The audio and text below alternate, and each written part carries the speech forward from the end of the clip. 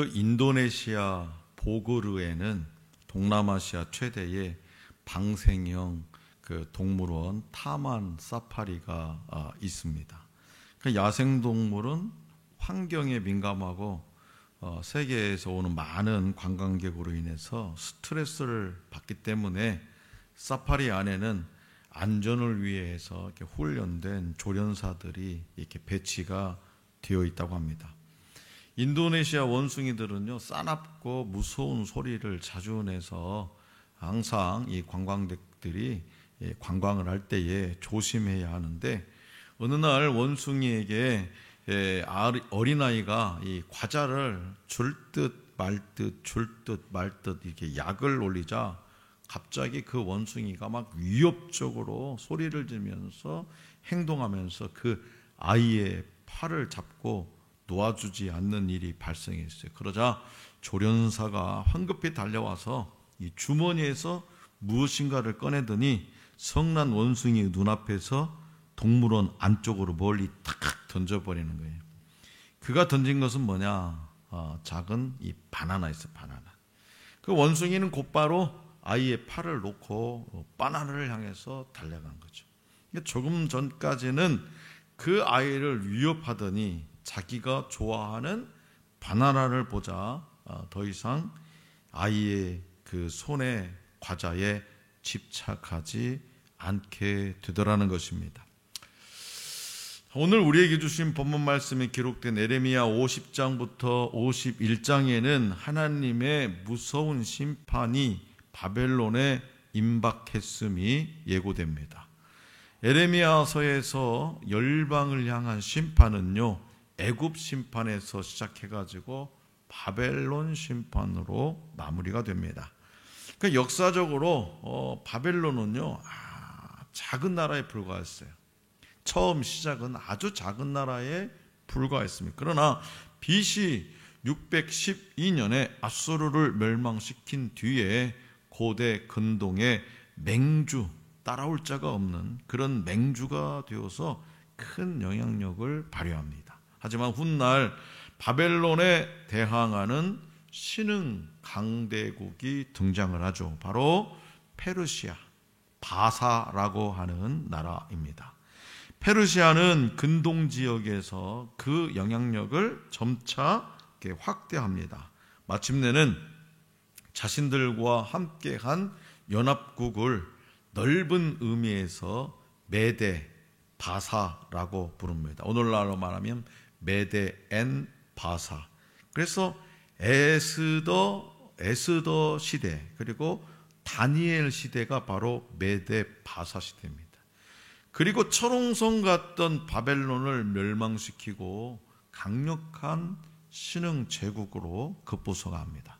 그래서 50장에 등장하는 북쪽에서 나온 한 나라가 바로 바사라는 것은 바벨론을 기준으로 볼 때 틀린 말이 아닙니다. 그리고 성경에서 북방민족이라는 표현은 하나님의 심판 도구로 종종 등장합니다.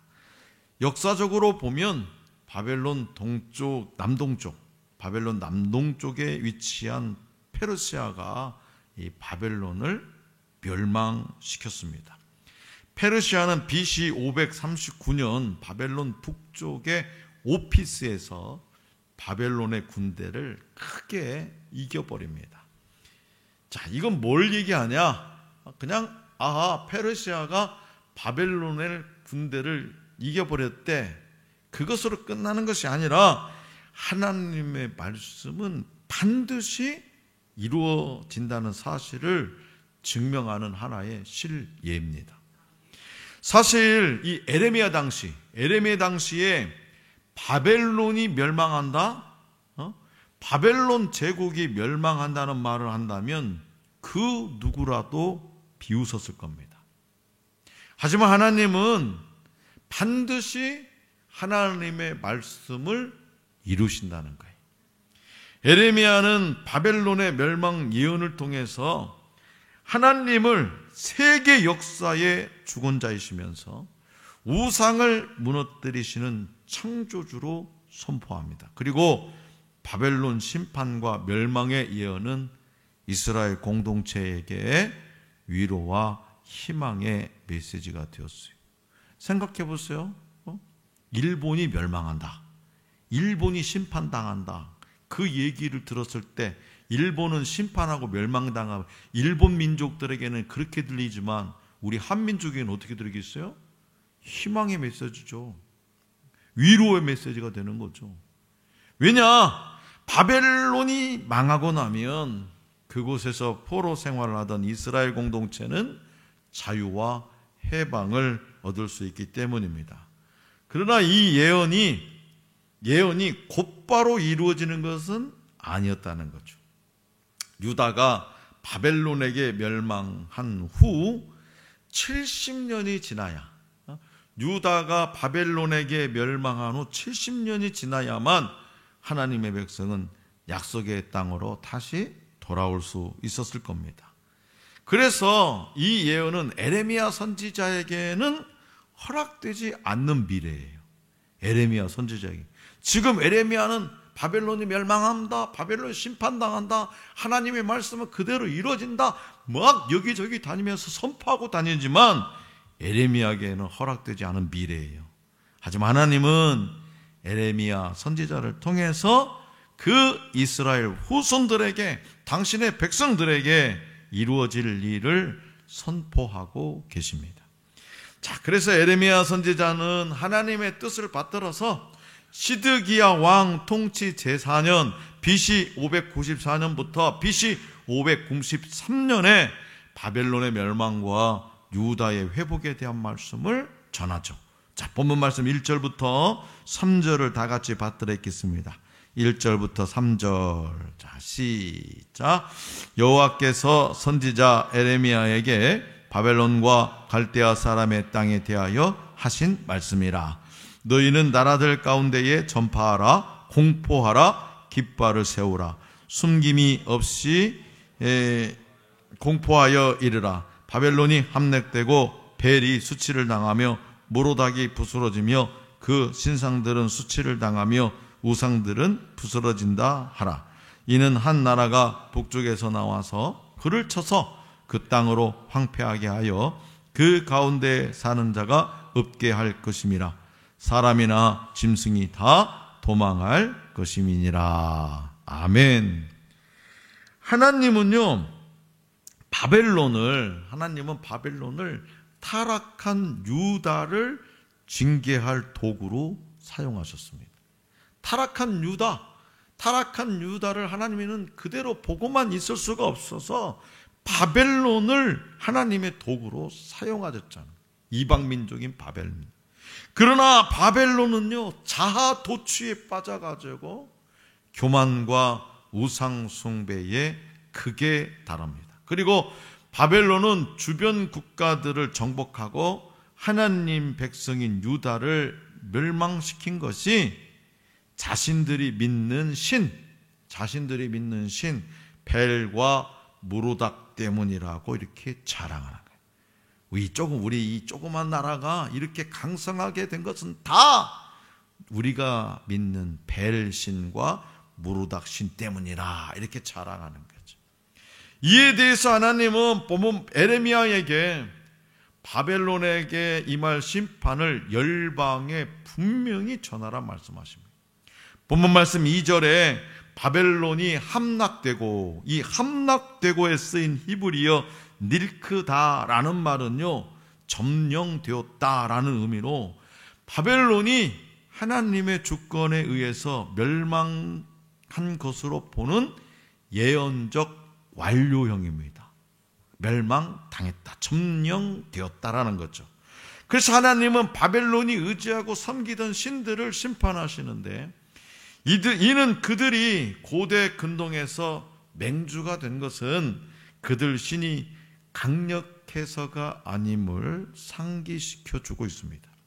하나님의 심판이 임하면 바벨론이 섬기던 우상들은 그들에게 아무런 도움을 줄 수도 없고 오히려 수치를 당할 겁니다.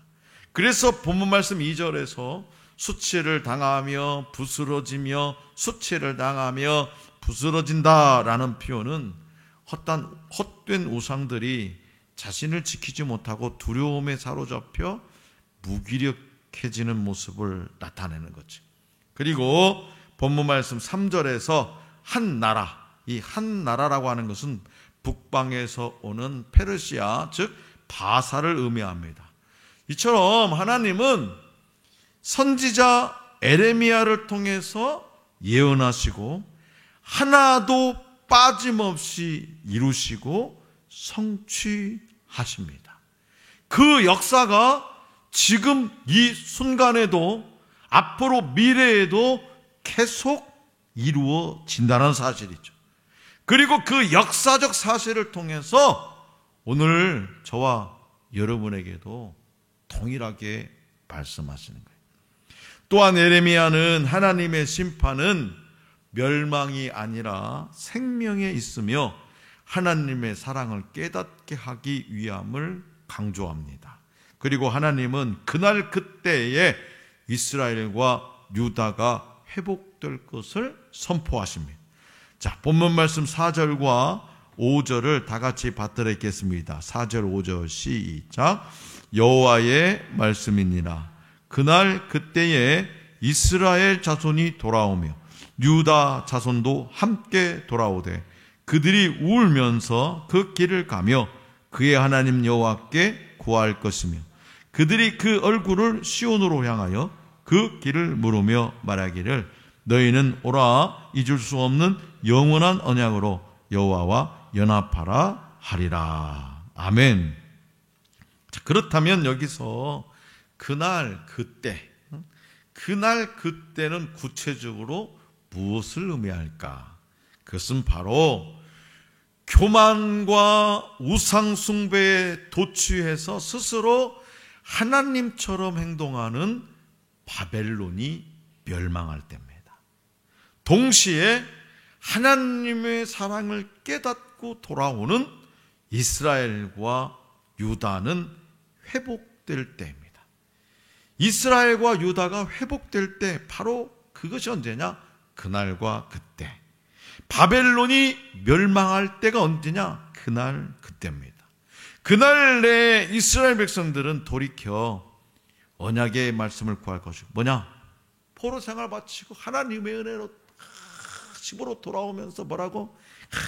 우리가 하나님 말씀에 불순종해가지고 이렇게 바벨론에 끌려가가지고 개고생했는데 하나님 아버지 이제는 다시는 하나님의 뜻에 불순종하지 않겠습니다. 하나님의 말씀대로 순종하겠습니다. 돌아오면서 그렇게 하나님의 언약의 말씀을 구할 것이고 하나님을 마음에 두려워하지 않던 하나님을 마음에 두려워하지 않았던 그 불경건한 자들도 하나님을 찾게 된다는 거죠. 하나님을 믿지 않았던 그들도 이제는 하나님을 찾게 될 거라는 거죠. 영적으로 북이스라엘과 그죠? 북이스라엘들은 하나님을 멀리 하려고 했잖아요. 그 북이스라엘과 남유다가 하나가 되어서 하나님과 연합할 것입니다. 그렇기 때문에 에레미야는 하나님의 심판은 끝이 아니라 새로운 시작이고요. 그날 그때 유다가 포로지에서 돌아온 뒤에 하나님만 의지하는 삶을 살리라는 그런 소망의 메시지를 전하고 있는 거죠. 자, 성도 여러분, 오늘날 현대인들의 삶은요 매우 분주합니다. 돈과 명예, 승진과 성공을 위한 무한 경쟁 속에서 피곤을 느끼고 있습니다. 경주마처럼 코앞의 목표만을 위해 많은 것을 희생해 가면서 자신의 시간과 열정을 쏟아붓지만 정작 목표를 이루고 난 후에는 그것이 참된 행복이 아님을 깨닫는 거죠. 열심히 그 아이가 손에 들고 있는 그 과자가 자기 건 그냥 끝까지 막 붙들려고 하는데 그 과자보다도 더 맛있는 자기가 좋아하는 바나나가 있으니까 그 과자는 쳐다도 안 보고 바나나를 향해서 달려가는 거죠. 직장이나 조직에서 다른 사람들의 인정과 칭찬을 받을 때는 일시적으로 기분이 좋지만 그것이 궁극적인 행복을 가져다 주지는 못합니다. 세상에 영원한 1등은 없어요. 세상에 영원한 1등은 없어요. 그럼에도 여전히 많은 사람이 영원한 1등이 될 것처럼 달려갑니다. 성경은요, 하나님이 아닌 어떤 것을 하나님보다 더 높은 가치, 하나님보다 더 높은 의미, 하나님보다도 더 우선순위에 두는 것을 우상숭배라고 표현합니다. 현대인들에게 우상은 돈이요, 명예요, 인기요, 사랑이요, 자기만족이요, 쾌락 등등 다양한 모습으로 나타나서 우리를 현혹하고 있습니다. 이러한 우상들은요, 일시적으로는 매력적이고 내 삶을 구원해 줄 것처럼 보입니다. 그러나 결국 보이는 것들은 잠깐뿐이고요, 참된 만족과 행복을 줄 수 없습니다. 사람이 만든 것은, 사람이 만든 모든 것은요, 끝을 가지고 있기 때문입니다. 그래서 오늘 우리는 단 하루만 해도 사람이 죽어나가고, 단 하루만 해도 사람이 죽고, 큰 기업이 무너지고 나라가 멸망하는 것을 봤습니다. 그렇기 때문에 미련하게 망할 것을 위해서 산다면 우리 인생과 영혼 혹 역시 함께 망하게 될 것입니다. 성경은 언제나 우리에게 망하고 끝날 것들에 미련을 두지 말라고 말씀하세요. 저와 여러분들은 오직 하나님 나라를 향할 때만 진정한 가치와 의미를 발견할 수 있도록 그렇게 처음부터 지음을 받았어요.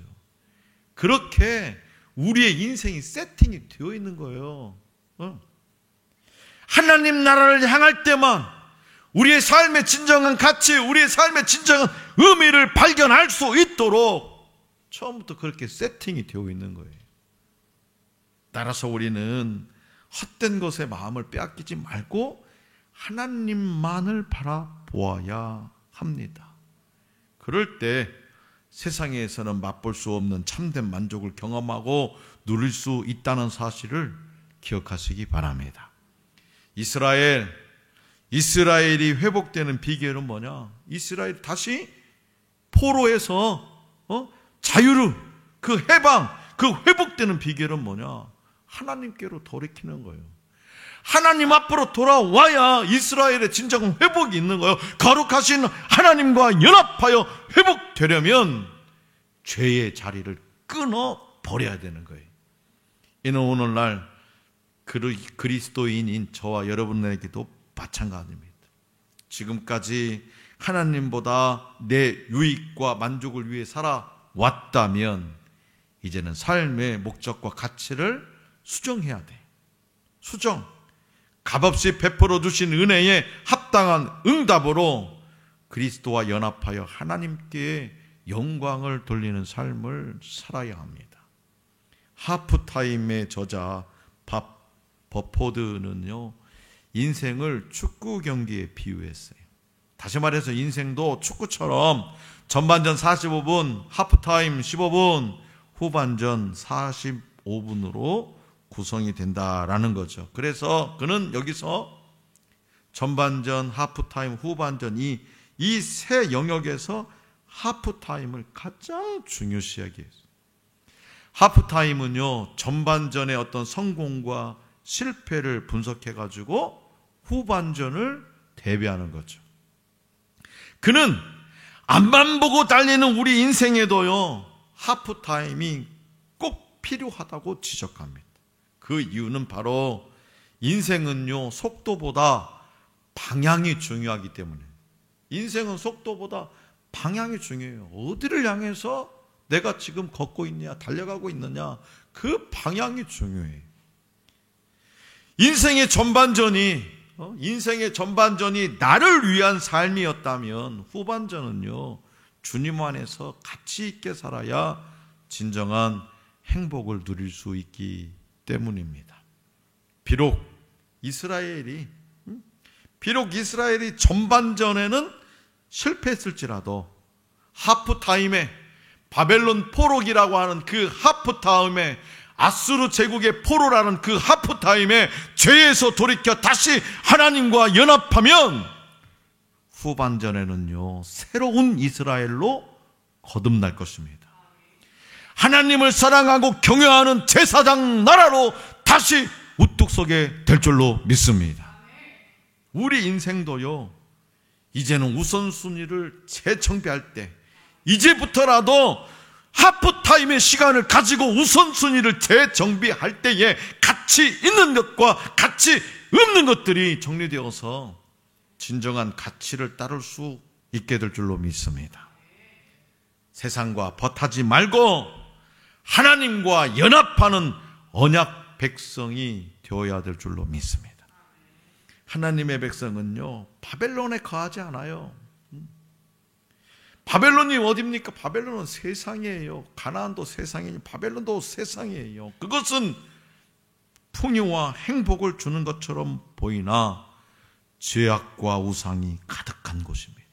곧 장차 심판이 임할 멸망의 땅입니다. 그렇기 때문에 하나님의 백성은 바벨론을 떠나야 합니다. 사냥꾼들이요 곰을 잡는 방법 중에 여러 가지가 있는데 이런 방법이 있대요. 곰이 잘 다니는 길목에 커다란 돌덩이를 이렇게 매달아 놓는데 그러면 그것을 지나는 곰이 어디 가다가 이 돌덩이에 부딪히게 되는 거지. 곰이 부딪히니까 화가 나서 이 돌덩이에 덤벼들어요. 그래서 줄에 매달린 돌덩이에 대고 막 박치기를 해대고 몸을 하면 누가 더 센지 가리려는 거죠. 이게 곰이 머리가 터질 때까지 그렇게 하다가 쓰러지고 만대. 그러면 사냥꾼들은 그대로 다 숨어서 구경하고 있다가 그 쓰러진 곰을 끌고 가면 곰 사냥 끝. 강해 보이지만 자기를 의지하는 사람들의 말로가 그 곰과 같습니다. 머리가 좋은 사람이 자기 머리만 의지하다가 어리석은 판단을 하는 것을 우리는 자주 보게 됩니다. 반면에 하나님을 의지하는 사람은 연약해 보이지만 강해요. 왜 그러냐? 그 연약함을 들어 하나님 앞에 내놓으면 연약한 자를 하나님께서 강하게 해주시니까 늘 언제나. 사랑하는 성도 여러분, 바벨론은 자신들이 하나님의 심판 도구로 잠시 쓰이는 줄 모르고 마치 하나님이 된 듯 교만했습니다. 교만한 국가나 개인은 반드시 심판을 받습니다. 하나님은 북쪽의 한 나라를 일으켜서 교만한 바벨론을 치실 것입니다. 그날과 그때는 이스라엘에게 회복의 날이요 교만한 바벨론에게는 심판의 날입니다. 이스라엘에게 바벨론 포로 비가는 연단의 기간이잖아. 하나님이 온 세상의 주관자이심을 깨닫는 아주 소중한 기간이었습니다. 오늘 저와 여러분들에게 임한 이 코로나19라는 바이러스, 이 시험과 환난은요 하나님을 더 깊이 체험할 기회가 됩니다. 내 삶에서 하나님보다 더 사랑하고 우선시하던 모든 것을 제거할 수 있는 정말 좋은 기회입니다. 지금 이때가 회개하며 교만함과 쓴 뿌리를 제거하고 돌이킴으로 하나님과 연합해서 언약 관계를 새롭게 하는 그런 회복의 날입니다.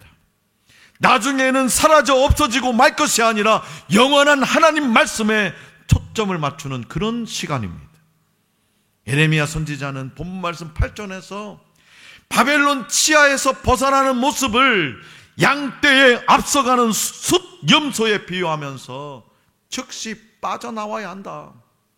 바벨론이 멸망하면 머뭇머뭇거리지 말고, 바벨론에 밀어두지 말고, 세상 것에 밀어두지 말고, 바벨론의 그 풍요함에 밀어두지 말고 즉시 빠져나와야 한다고 말합니다.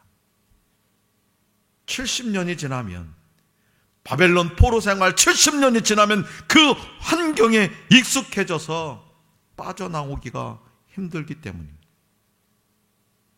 코로나19로 인해서 예배당에서 예배드리지 못한 지가 벌써 2년 가까이. 온라인으로 마음껏 내가 어느 곳에 있든지, 캠핑장에 가든지 놀러 가든지 어느 곳에든지 스마트폰만 있으면 예배 드릴 수 있다라고 하는 그 안일한 바벨론, 빠져나와야 됩니다. 달려나와야 됩니다. 자, 그렇다면 지금 여러분들의 발목을 붙잡고 있는 바벨론은 무엇입니까?